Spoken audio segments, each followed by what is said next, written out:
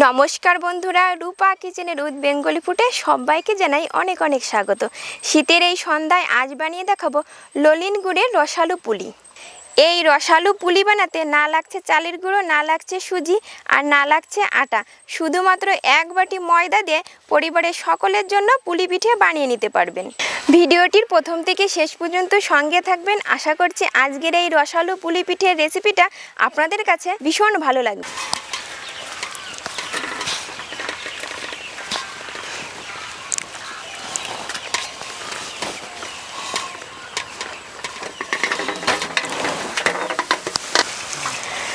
নিয়েছি মাঝারি সাইজের একটা নারকেল।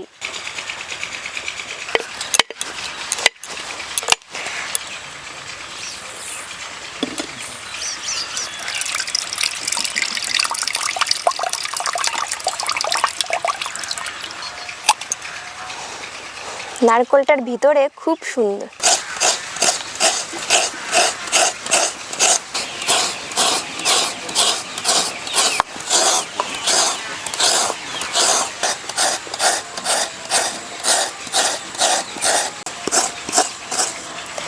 দু ফালি নারকেলি কুড়িয়ে নিয়েছি।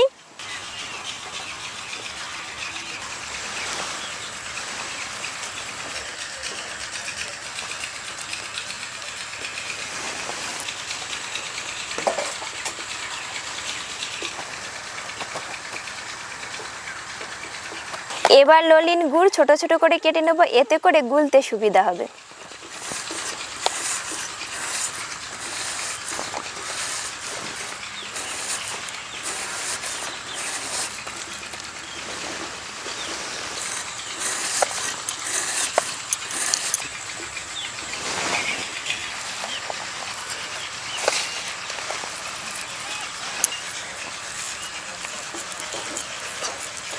গুড় একটা বাটিতে তুলে নিয়েছি, এতে করে গুড়ের পরিমাণটা বুঝতে সুবিধা হবে।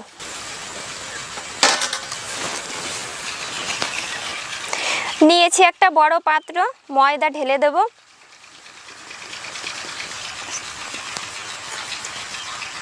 খুবই সামান্য পরিমাণে নুন, সুন্দর গন্ধর জন্য এলাচ গুঁড়ো। এবার দিয়ে দেবো ঘি।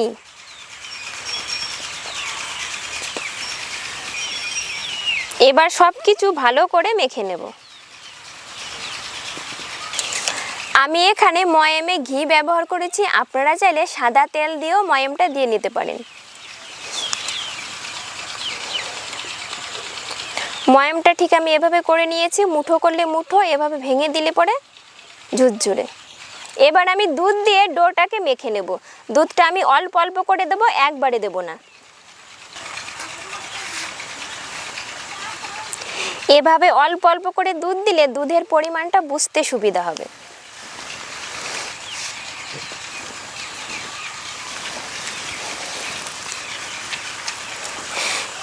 এখানে আমি ময়দা মাখতে দুধ ব্যবহার করেছি, আপনারা চাইলে জল দিয়েও মেখে নিতে পারেন।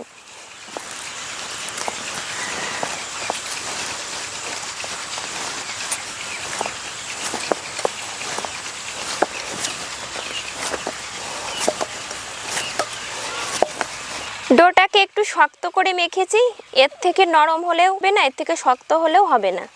এবার ঢাকা দিয়ে রেস্টে রেখে দেবো আধা ঘন্টা। কড়াইতে দিয়ে দেবো গুড়,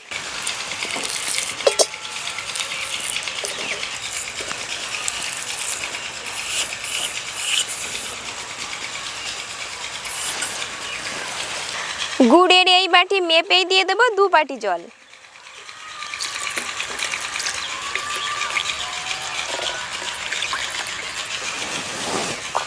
এবার উনুনটা জ্বেলে দেব।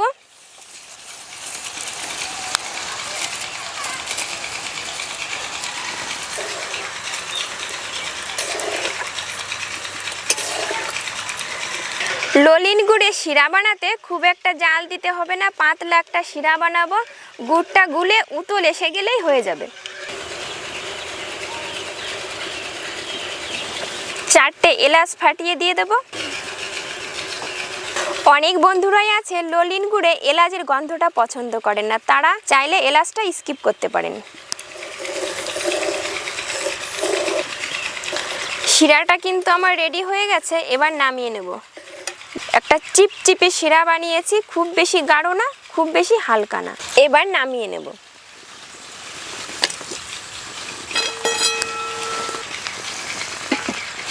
এবার চাপা দিয়ে ঢেকে রেখে দেবো, এতে করে শিরা গরম থাকবে। পুলি পিঠের একটা পুর বানিয়ে নেব। নারকেল কুড়িয়ে রেখেছিলাম, বড় একটা জায়গায় ঢেলে নেব।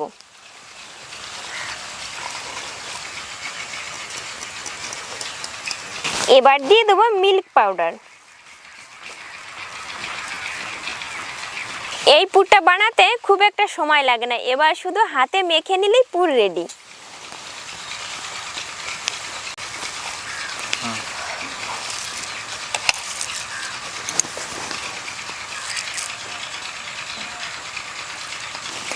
আধা ঘন্টা পর ঢাকনাটা খুলে ডোটা এবার ঠেসে ঠেসে মেখে নিতে হবে।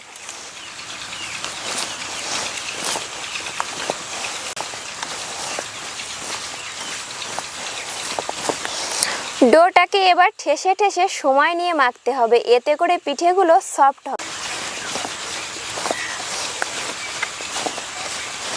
এভাবে মসৃণ একটা ডো মেখে নিয়েছি। এবার ডো থেকে লেচি কেটে নেব।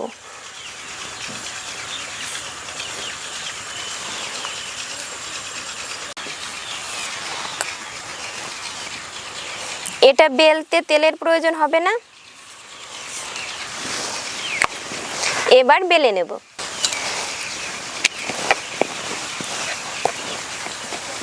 এভাবে বড় সাইজের একটা রুটি বানিয়ে নিয়েছি। এবার মাঝারি সাইজের একটা বাটি দিয়ে কেটে নেব।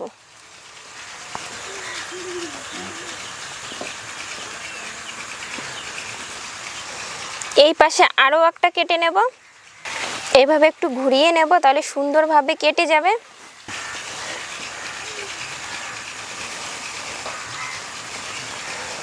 এই দেখুন কত সুন্দর হয়ে গেছে।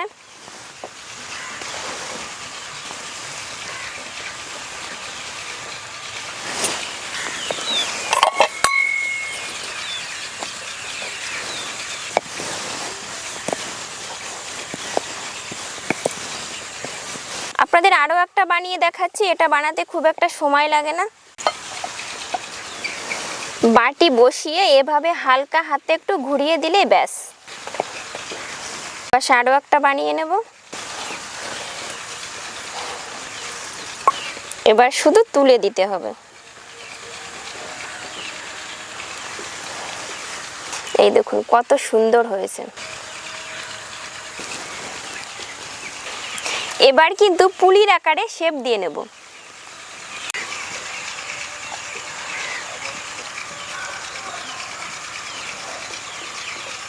পুলিগুলো বানাতে খুব একটা সময় লাগে না।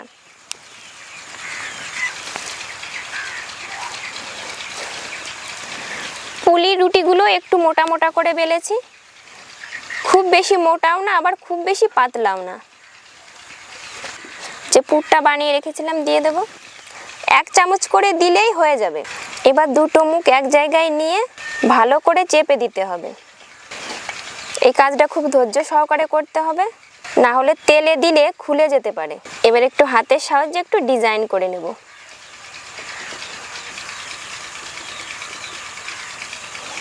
দেখুন পুলিগুলো দেখতে কত সুন্দর হয়েছে। আপনাদেরকে আরও একটা বানিয়ে দেখাচ্ছি, পিঠেগুলো বানাতে কতটা সহজ। এভাবে মুখটা ভালো করে বন্ধ করে দিতে হবে, সুন্দর করে ডিজাইন করে নেব।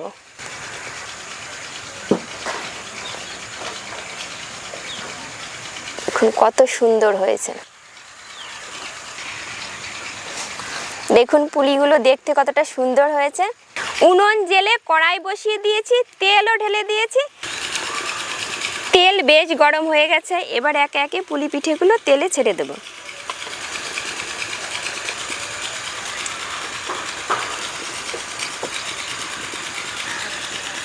এবার আলতো হাতে একটু নেড়ে দিতে হবে। খুব বেশি তাড়াহুড়ো করা যাবে না, তাহলে মুখটা খুলে যেতে পারে।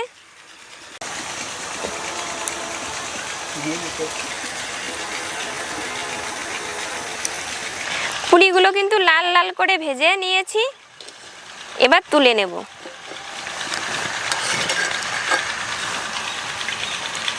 দেখুন কত সুন্দর হয়েছে। এবার শিরার ভিতরে দিয়ে দেব। এবার শিরার ভিতরে একটু উল্টে পাল্টে দেব। এবার বাকি পুলিগুলো ভেজে নেব।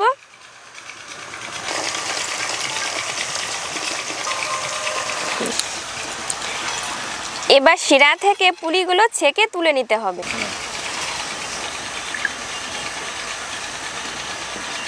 রসালো পুলিগুলো দেখতে কত সুন্দর লাগছে।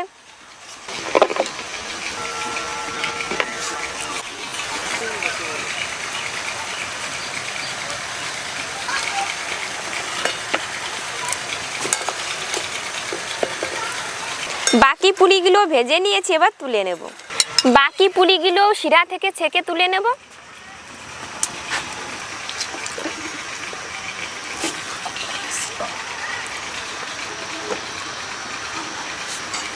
পুলি পিঠেগুলো দেখুন কত সুন্দর হয়েছে আর কতটা লোভনীয়।